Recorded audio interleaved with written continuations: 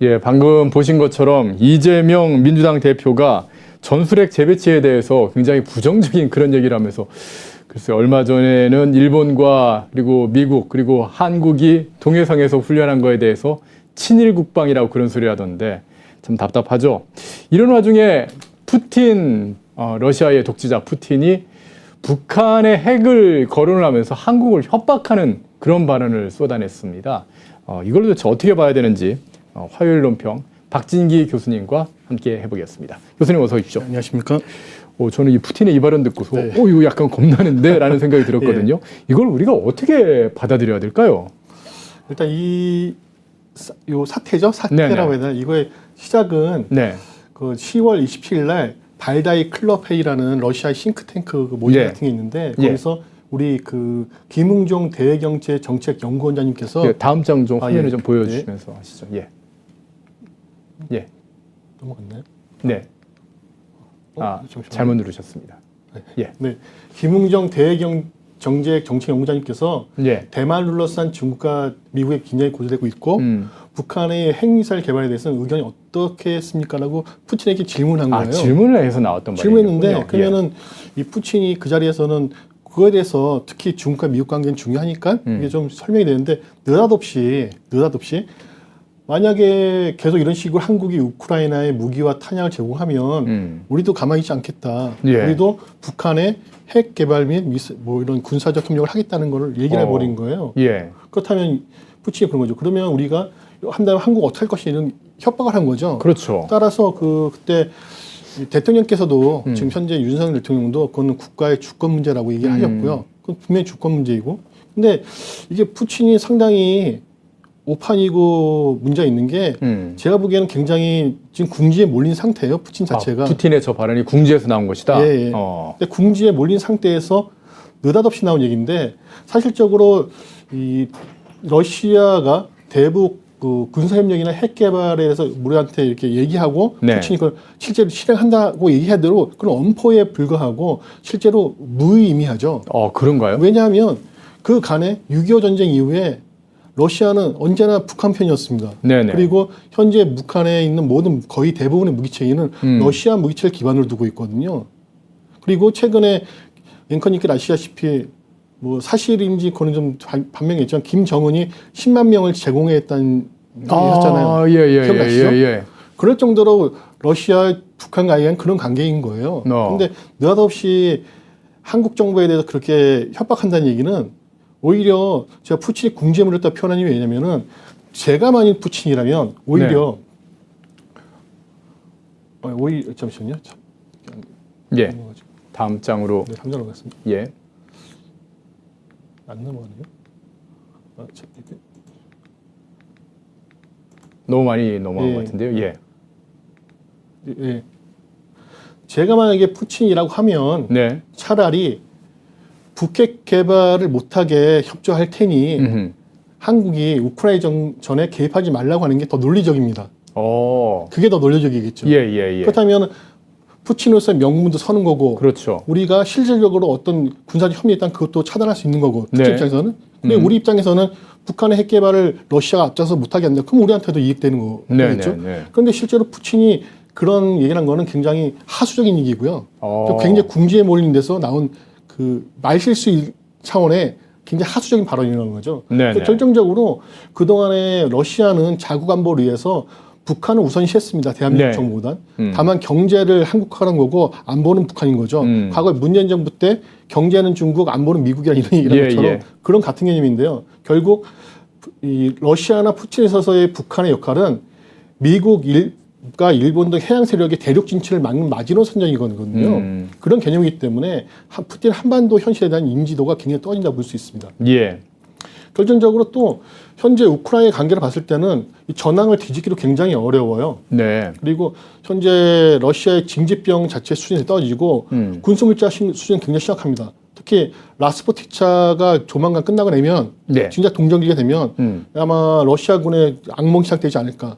왜 오히려 그 라스푸티차 같은 경우에는 그 이제 땅이 막 뻘밭이 돼서 진격을 못 하게 되는 그런 거지 않습니까? 그러니까 지금 진격을 못 하는 거는 오히려 우크라이나군이 지금 안 좋은 상태죠. 아, 우크라이나가 러시아 쪽으로 치고 들어가는 게 어려우니까. 돈바스나 이쪽에 헤르손 지역이나 자성 네네. 지역에 지금 우크라이나는 지금 기갑 전력을 상대로 해가지고 굉장히 신속 전략을 하는데 네. 그것 때문에 오히려 진격을 방해받는 건 우크라이나군입니다. 어허. 오히려. 근데 네네. 현재 러시아군이 진지를 참호를 파고 준비하고 있더라도 만약에 이번에 라스푸티차가 끝나고 네. 이 동전에서 땅이 굳게 딱딱해지면 이제 예. 기갑 전력이 그대 치고 들어가기 때문에 어허.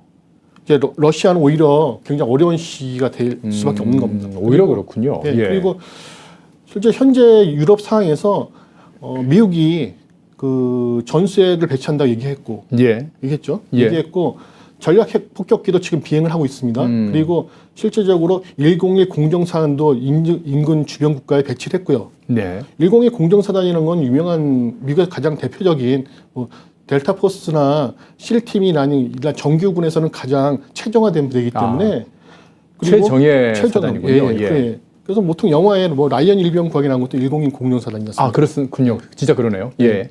그러니까 그런 이미 되기 때문에 네. 러시아 너희 까불지 마라. 음흠. 그렇기 때문에 굉장히 압력을 강화하고 있고요. 네. 푸틴이 지금 믿고 있는 거 하나는 미국 중간선거 이후에 공화당이 좀 더 장악을 하면 공화당의 입장은 오히려 우크라이나 전쟁에 빠지지 않을까 이런 식으로 기대하는 거죠. 아, 지금 현재 네. 미국에서 네. 가장 최근에 나온 ABC의 네. 보도를 보니까는 네. 공화당이 상원까지 네. 수입을 할 수 있는 네. 그러니까 하원은 당연히 공화당이 네, 가져가고요. 맞습니다. 그런 얘기가 살살 들리던데 그렇게 된 거를 푸틴이 오히려 바라고 있다. 왜냐하면 어허. 그 전에 트럼프 때나 공화당 입장 자체가 왜냐하면 이 유럽에서 빠지려고 했던 것도 있었고 예. 그런 거는 문제는 그건 우크라이나 전쟁 전이죠. 예. 그 전이었죠. 전이었죠. 어. 현재 우크라이나에 배정된 전시 지원 예산들은 지금 집행이 되고 있고 네. 한 절반 정도 집행됐고 앞으로 집행이 될 겁니다. 네. 그 때문에 우크라이나를 금전적이나 군사적 지원하는 건 이상이 없고요. 예. 그리고 미국의 공화당 입장에서도 이미 우크라이나가 전쟁이 발생하기 전에는 그 어떤 유럽 안보이나 동북아 안보에서 생각을 했었겠지만 지금은 상이 완전히 달라졌기 때문에 민주당이나 공화당이나 차이가 없을 것이다. 상이 달라졌기 때문에 어허, 그리고 예. 미국의 국가 안보를 위해서는 현재로서 더 강하게 밀어붙인 다음에 현재 러시아 입장에서 봤을 때는 그러니까 자기들이 존속을 해서는 오히려 미국한테 좀 더 아쉬운 소리를 많이 해야 되지 않을까. 왜냐면 미국의 죄송합니다. 주적이라기보다는 미국의 경쟁 상대는 네. 현재 중국이거든요. 그렇죠. 러시아는 중국이죠. 러시아는 예. 완전히 배제됐습니다. 네네. 근데 러시아가 그 상에서도 동북아 지역에서 어느 정도 영향력을 차지하기 위해서는 좀 더 중국보다 더 처지면 안 되잖아요. 그다음에 자기들의 입지를 위해서도 미국과의 관계를 좀 돈독하게 하기 위해서는 노력을 해야 될 겁니다. 안 그러면은 러시아는 거의 패망의 수준까지 갈 수밖에 없는 상황이군요. 그럼 어쩌면은 러시아의 푸틴이 만약에 공화당이 승리를 하게 된다면 네. 공화당은 과거에 좀 러시아 쪽과 가까운 그런 관계가 있었으니까 예. 너희들의 적은 중공이잖아. 네. 중공과 우리가 딱 척을 져줄 테니까 네. 우리를 좀 지원해줘. 이런 식의 전략을 쓸 수도 있겠네요. 그러니까 공화당 입장 그렇게 갈 수 있겠죠. 그럼 러시아는 그러니까 러시아가 원하는 종전의 방향과 네네. 다 일치하게 갈 수가 있습니다. 어느 정도. 그걸 기대하고 있는 거군요. 근데 그게 어떻게 일단 11월 중간 선거 이후에 어떻게 된 건 전황을 좀 봐야 될 것 같습니다. 다음 주 11월 8일이죠. 네, 중간선거 다음 11월 8일이니까 다음 주에 한번 봐야 될 것 같습니다. 예. 기본적으로 유럽의 관계는 그저께인가요? 이탈리아에서 멜로니 총리도 네. 지금 우크라이나에 자주포를 제공하기로 했어요. 네. 그러니까 지난달까지 해도 이탈리아가 뭐 구구주의가 하고 펼치고 거기에 친러 인사들이 많이 개입돼 있다 이런 식으로 했는데 네. 실제로 이탈리아조차도 지금 자주포를 우크라이나에 지원을 했습니다. 무기 수출에 대해서는 뭐 모든 나라가 다 맞습니다. 비슷한 입장을 예. 취하고 있다 그런 말씀이시군요. 근데 결국 이번에 이 전쟁을 통해서 푸틴이나 러시아에 남은 거는 그 러시아가 이제 과거에 있던 그 영광 모든 건 이제 소멸된 상태고요. 예. 그리고 유럽에서 군사력을 좀 더 강하게 됐고 특히 폴란드는 지금 압도적으로 지금 무기를 수입하고 우리 있잖아요. 무기 어마어마하게 지금 사고 있지 않습니까? 어마어마하게 하죠. 예, 예. 지금 오히려 우리보다 더 많은 물자를 오히려 우리 군에 납품될 물건까지 들어갈 상황이 예, 되기 예. 때문에요. 그리고 좀 더 한 단계 더 깊이 보면은 네. 제가 오래된 두 주교 그룹 간의 대결을 종교적인 했는데 얘기가 나오나요? 예. 이게 과거에 지금 이게 동로마 제국과 서로마 제국까지 올라갈 수 있습니다. 아, 그때 우리가 속칭 교황이라고 하는데 교황은 우리나라식 표현이고요. 예. 중국식 한자 표현이고 그렇죠. 실제로 주교거든요. 그냥 걔네들은 그냥 파파, 뭐 네, 포프 이렇게 부르지 그렇죠. 않습니까? 그래서 예. 실제로 그 이태리 로마에 기반을 둔 주교하고 이 동쪽에 있는 정교회 주교, 주교, 예. 근데 결국 그게 동로마 제국과 서로마 제국이 갈라지면서 이쪽에 있는 거는 캐톨릭이 남고 이쪽은 예. 정교회로 바뀌거든요. 그렇죠. 근데 푸틴 현재 가장 친한 사람이 정교회 교주입니다. 그런가요? 예, 그렇죠. 오. 측근입니다, 측근. 네네. 근데 결국은 뭐냐면 이게 뭐 종교 전쟁까지 볼 수는 없겠지만 그때나 지금이나 큰 의미는 다른 점은 없다는 걸 볼 수 있는 거예요. 유럽 사회는 기독교권은 캐톨릭 기반이고 네네. 그리고 캐톨릭의 기반은 뭐 이탈리아의 로마죠. 근데 이쪽에는 정교. 그런 건 생각을 못했네요. 저도. 그래서 이거 제가 이거에 대해서 좀 신중하게 굉장히 많이 좀 이거에 그 글을 좀 쓸 준비를 하고 있는데요. 네네. 이게 새로운 형태의 어떤 종교적인 문제 갈등인 거죠. 왜 이렇게 차이가 나나 그랬는데 종교적인 문제도 있다. 아니, 왜냐하면 이게 어허. 그 유럽의 구구주의자들이 네. 러시아를 푸틴을 옹호했던 이유는 정교회의 교리거든요. 아, 이게 굉장히 중요한 그게 포인트입니다. 있군요. 왜냐하면 유럽에 있는 캐톨릭은 굉장히 지금 캐톨릭들한테 오해를 불러일으킬지 모르겠지만 굉장히 좀 어느 정도는 타락을 했다 봐야 되거든요. 그리고 뭐 피시주의나 예, 스타 등등 예. 뭐 마피아 열설 비판이 많죠. 예. 많습니다. 근데 네. 정교회 자체가 과거에 이미 캐톨릭에서 그런 걸 캐톨릭의 문제점을 안 하겠다 만든 게 정교회였고 지금 정교회는 그 처음부터 교리가 그대로 가기 때문에 뭐 PC주의도 없고 특히 거기에 뭐 동성, 동번 뭐 이 어떤 그런 이유가 또 있군요. 동성애 이런 걸 굉장히 반대하는 푸틴이 그랬지 않습니까? 푸틴은 내 살아 생전에는 우리나라에 이거 굉장히 그 없다. 동성애자나 그런 쪽에 대해서는 이렇게 굉장히 강하게 탄압을 했죠. 정교의 영향이거든요. 그런 것도 있군요. 그래서- 아니, 그러니까 물론 뭐 푸틴이 침공을 했으니까 그거에 대해서 뭐 용서 얻기는 좀 어렵겠지만은 네. 이런 또 종교적인 차이도 있다라는 거는 예. 미처 생각을 못했던 부분인 것 같습니다. 예, 그런 측면에서 한번 봐야 될 것 같습니다. 네. 그래서 이게 푸틴이 이게 이렇게 협박을 함으로써 북한의 김정이 어떻게 할 것인가. 그게 제일 그래서 중요하죠, 우리한테는. 예. 이게 북한에서는 그동안에 미사일을 굉장히 많은 미사일을 개발했거든요. 네. 뭐 사실에 나온 것처럼 스커드 BC 그리고 지금까지 뭐 대포동까지 어마어마한 많은 종류의 중거리, 단거리, 장거리까지 많은 미사일을 개발했거든요. 그중에 특히 다양한 방법으로 발사했고요. 특히 윤석열 대통령 취임 후에는 굉장히 많은 미사일을 발사했습니다. 그리고 발사 수단 자체가 기존에는 어떤 고정형이거나 이동형 발사대, 이동형 테이라고 그러는데 TEA라고 하는데요. 이런 거를 가지고 굉장히 발사했는데 최근에는 저 호수에서 발사가 됐죠. 봤습니다. 예. 저수지에서 갑자기 발사하더라고요. 이런 게 굉장히 발사 수단이 많이 발전하고요. 예. 네. 근데 이거에 대해서 우리가 하는 거는 한국형 미사일 방어 체계를 합니다. 예, 예. 그러니까 북한의 미사일 방어. 근데- 지난번에 이제 박희락 교수님하고 예, 설명해 주셨죠. 근데 예. 이거의 문제점은 뭐냐면 북한의 지상 발사에 한정을 두고 있는 거예요. 그런가요? 예, 그리고 우리가 기본적으로 중국의 그 사드 배치하면서 3불 이란을 주장할 때 우리의 논리는 옆에 있는 그림처럼 우리가 상주에 배치한 사드의 반경을 놨을 땐 북한 쪽으로서 한 100여 도 쪽만 바라본다. 예, 예. 이게 우리의 논리거든요, 사실. 예. 근데 그 북한 쪽으로 따지는 한 100여 도의 강 빼놓고 동서남해는 벼버리는 거예요, 저 논리로 가면은. 만약에 북한이 그러면 잠수함 끌고 와서 쏴버리면은 그쵸. 막을 수가 없게 되는 거군요. 근데 지금 북한에서 가장 우려되는 게 KN-26, 북한 말로는 북극은 3입니다. 이게 네네. 고체 연료고 장거리의 수중 핵미사일이 장착 가능하거든요. 아하. 이게 가장 큰 문제거든요, 지금. 네.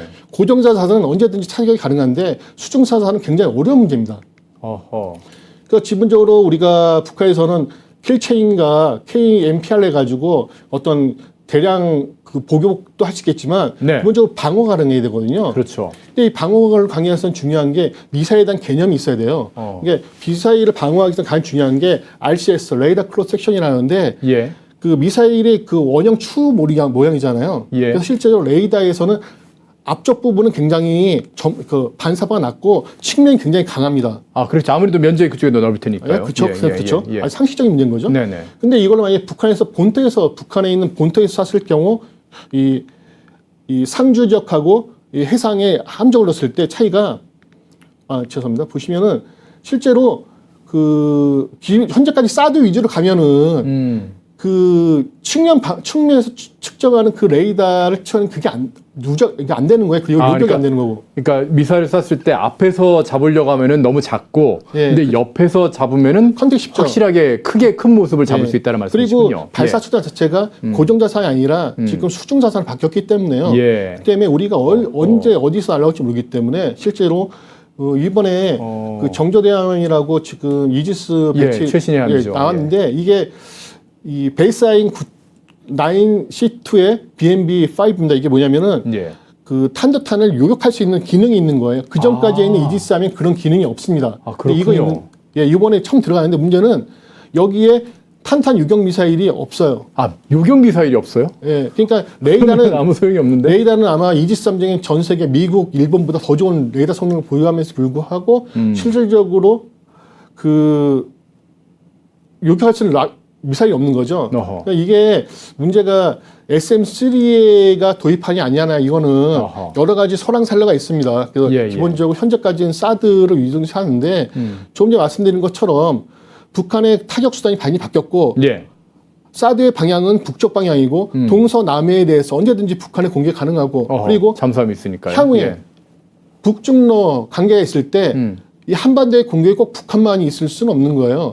국방이라는 거는 미래를 봐야 되기 때문에 실제로 대한민국 방어에서는 해상에서 방어도 굉장히 중요하지 않은가. 그럼 SM3를 빨리 미사일을 좀 도입을 해야 될 필요가 있겠군요. 아직까지는 그게 좀 많이 수순이 밀려 있습니다. 그렇군요. 그리고 우리나라에서 가장 부족한 거는 ISR 그 자산이 부족한데요. 감시 정찰인데 현재 민간인 그 상용 다목적 실용 위성인 I라는 사용하고요. 이게 253은 광학, 3A는 IR 그리고 5가 사 레이더 사용하는데 그 외에는 미국 정찰 자산을 위원하고 있습니다. 그래서 2025년까지 정찰위성 5기를 도입하려고 하고 향후에 12기까지 위성을 도입하려고 하는데 현재 이거까지 부족하고요. 사실 우리가 총 최소한 32기 이상의 위성을 가지지 않는 한 북한에 대해서는 좀 탐지가 굉장히 어려운 상황이거든요. 위성을 32개나요? 이건 만만치 근데 실제로 북한의 24시간 간략에서는 100개 정도 넘어야 됩니다. 그게 크지 않고 고정 위성이 있는 게 아니기 때문에 돌기 그렇죠. 때문에 어쩔 수 없다는 말씀이시죠. 대출의 시간이 되기 때문에 그걸 저런 두 개를 갖다 놔도 30분 간격밖에 안 됩니다. 그래서 실제로 킬체이나 이런 거의 시간은 30분은 굉장히 부족하거든요. 그래서 소형 위성을 많이 떼오는 상관없거든요. 아니 고정 위성이라는 것도 있지 않습니까? 그런 걸 하든가 하면은 좀 낫겠군요. 그리고 현재 군에서 합동 이정 표적 감시 통제기라 이걸 도입 사업을 하는데 이것도 조기에 좀 전력화 되면은 현재 옆에 있는 저 점 같은 그림도 있잖아요. 저게 어떤 타겟이 움직이는 게 그대로 되거든요. 탐색이 돼가지고 북한의 탈이 이동하는 거 그대로 감시가 돼버립니다. 저런 게 가능하군요. 그래서 이게 좀 빨리 도입되면 부족한 자산이 되지 않을까. 그리고 가장 중요한 건 뭐냐면 유해 전쟁부터 지금까지 유엔 대북 제재를 했었고 한미 공지를 했었는데 현재까지 무력 접을 계속하고 있는 거예요. 왜냐하면은 러시아 중국의 지원이 그냥 있었고 종북 정권에서 대북 지원을 했다는 겁니다. 현재 미사일 무슨 돈으로 미사일을 만들겠습니까? 러시아가 아까 얘기했던 그런 것도 기술 다 줬겠죠. 결국 뭐냐면 이제부터는 도발식 강력 응징이 필요하고요. 도발 의지 자체를 분쇄해버려야 됩니다. 이렇게 해서는 ISR 조기 자산을 확충이 되고 압도적인 대응이 필요합니다. 그리고 KPM 그 대량 응징 보급도 확실하게 해가지고 한 번만 도발하면 가만두지 않는다는 거 확실하게 보여줘야 됩니다. 그리고 김정은이 겁을 먹을 수 있도록 만들어야 된다는 그리고 얘기네요. 실제로 북한에서 우리가 북한을 나중에 언젠가는 통일하게 된다면 우리가 북한에서 흡수의 대상과 제거의 대상들을 명확히 하고 중요한 말씀입니다. 그래서 흡수 대상에서는 너희들은 언젠가 통일되면 우리가 흡수할 거고 나지만 쟤든 제거하겠다는 명확히 한 다음에 그 겁을 개조해야 되는 거죠. 걔들한테. 제거 대상의 대들에서. 그리고 여기서는 정보기관의 활동이 굉장히 중요한데 군하고 북한 군하고 북한 고위층 대상으로 포섭을 계속해야 됩니다. 정보기관이 할 일이거죠. 근데 지금 이 남북한 관계에서 자꾸만 이게 정보기관을 배제하고 얘기하는데 정보기관의 역할은 그겁니다. 지금 아직까지 계속 기조실장이 계속 바뀌고 지금 아직까지 국정원이 좀 약간 좀 정신이 없습니다. 지금. 실질적으로 정보기관은 다른 걸 다 필요 없고요. 유럽에서 미국 가서 외국에 가서 해외 정보 활동이 아니라 대한민국 정보기관은 북한 군 고위층이나 일반 사회층에서 포섭 활동에서 할 수 있다면 최고죠. 그걸 해야 되는 게 전려가 되는 게 임무죠. 그래서 결국은 자발적 붕괴를 유도하는 게 우리 대한민국 안정을 유도하는 게 아닌가. 결국은 푸틴의 어떤 도발 행위나 어떤 협박이나 그리고 북한의 도발이나 마찬가지인 결국 당사자는 대한민국이거든요. 우리가 주도적으로 가기 위해서는 압도적인 군사력과 그리고 어떤 정보기관을 통한 그런 대북 활동이 필요하다고 생각합니다. 이거 뭐 푸틴이 한 그 발언을 놓고 보니까 아예 푸틴이 그런 말을 할 수도 없게끔 네. 우리가 확실하게 우리의 방어체 같은 것들 또 네. 북한의 어떤 정보망 같은 것들을 네. 장악을 하고 있다면은 네. 푸틴이 감히 그런 얘기를 그렇죠. 할 수도 없을 것이고 해봤자 우리 네. 국민들이 걱정을 안 하겠 것이다. 네, 그렇죠. 네. 중요한 말씀을 해주셨습니다. 오늘 그 푸틴이 갑자기 뭐 북한을 거론하면서 한국을 네. 협박을 하길래 네. 이걸 과연 우리가 어떻게 봐야 되고 어떻게 대비해야 되는가? 네. 한림대 국제대학원대학교의 국제문제 전문가시죠 박진기 교수님과 함께 한번 말씀을 한번 들어봤습니다. 오늘 말씀 잘 들었습니다. 감사합니다.